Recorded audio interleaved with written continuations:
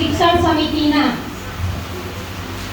ભૂતપૂર્વ સદસ્ય શ્રી બિમલેશભાઈ શર્મા, વિવિધ શાળામાંથી પધારેલા મુખ્ય શિક્ષક ભાઈઓ બહેનો, વિવિધ શાળામાંથી પધારેલા શિક્ષક મિત્રો, વાલીશ્રીઓ, રીટાબેનના પરિવારજનો તથા સગા સંબંધીઓ, વહાલા બાળકો, પટાવાળા બહેનો તથા વિદાય લઈ રહેલા શ્રીમતી રીટાબેન પારેખ, સૌને સાદર વંદન. સૌપ્રથમ તો સૌને ગુજરાત દિવસની શુભકામનાઓ પાઠવું છું. જય જય ગરવી ગુજરાત. રીટાબેન સાથે મારો સંબંધ છેલ્લા 30 વર્ષથી મિત્રતાનો સંબંધ છે. એમના સગા બધા મને ઓળખે, મારા સગા રીટાબેનને ઓળખે, એટલે પરિવારના જન જ છે. રીટાબેનના આ 30 વર્ષ સાથેના સંબંધમાં એમના જીવનની તડકી છાંયડીના અમે સાક્ષી છીએ. એમનું જીવન ખૂબ સંઘર્ષમય રહ્યું છે, પરંતુ તેઓએ કદી હિંમત હારી નથી.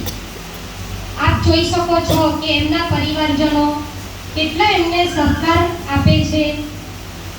જો સંબંધ હોય તો જ આટલા માણસો ઉપસ્થિત રહે, કારણ કે તેઓ પણ આવા સંબંધોને જાળવે છે, સાચવે છે. આ 17 વર્ષ મેં એમની સાથે એક જ શાળામાં નોકરી કરી, મિશ્ર શાળા નંબર 6 માં. ત્યારે એક ખાસ વાત મારે એમની કહેવી છે કે તેમના જીવનની ડાયરીમાં બાકી શબ્દ મેં જોયો નથી. કોઈ પણ કામ એડવાન્સમાં જ ચાલે. એમના દીકરાના લગ્ન હતા ત્યારે 1 વર્ષ પહેલાથી તૈયારી ચાલે. 1 વર્ષ પહેલાથી કવર મૂકે, કઈ સાડી પહેરવાની, તો બધું જ પેક કરીને લખાણ સાથે મૂકી દે. એટલું આગોતરું આયોજન, એટલું બધું એડવાન્સ ચાલે કે સામાન્ય માણસને તો ખ્યાલ પણ ન આવે કે આ શું કરતા હશે, અત્યારથી શું કામ, એમ વિચારે. પણ એટલું બધું ભાવિનો વિચાર કરીને તેઓ ચાલતા, અને એમના જીવનમાંથી મને ઘણી બધી વાતો શીખવા મળી છે.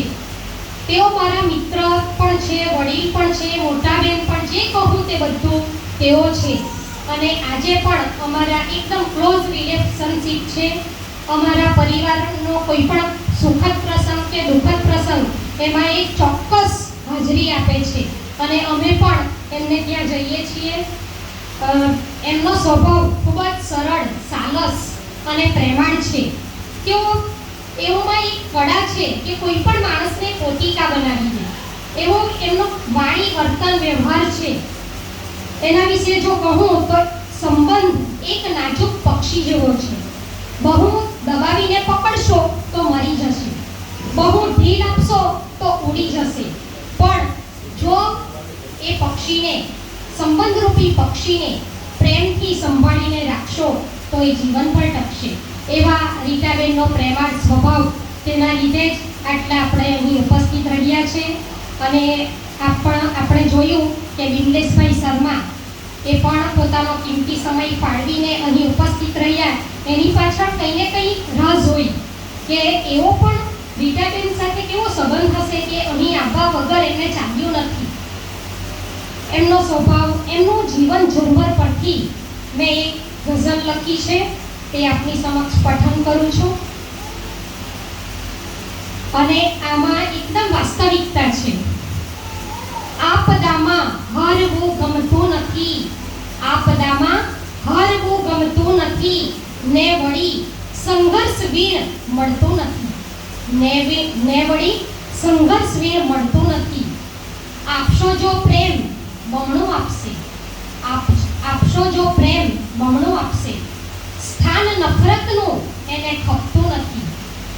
પારખે એ બાળની છુપી કળા, બાળપણ મમતા વિના ઢળતું નથી.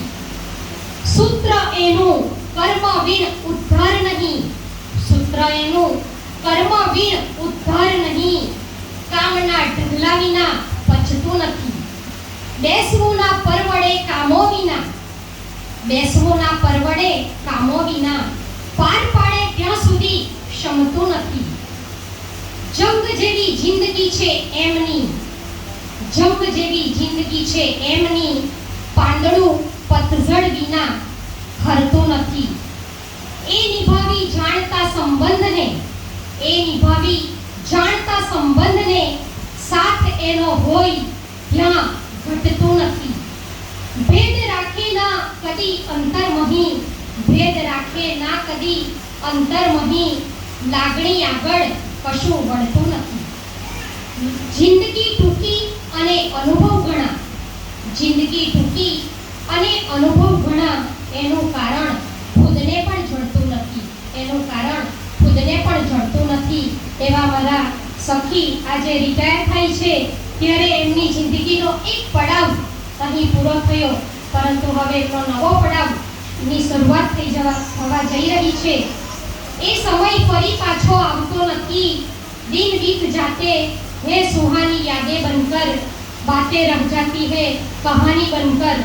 હેપી રિટાયરમેન્ટ અને નિવૃત્તિ વંદનના દિવસે તેમને અઢળક શુભકામનાઓ. ફરીથી તેમને શિક્ષકનો જ અવતાર આપશે એવી હું પ્રભુને પ્રાર્થના કરું છું.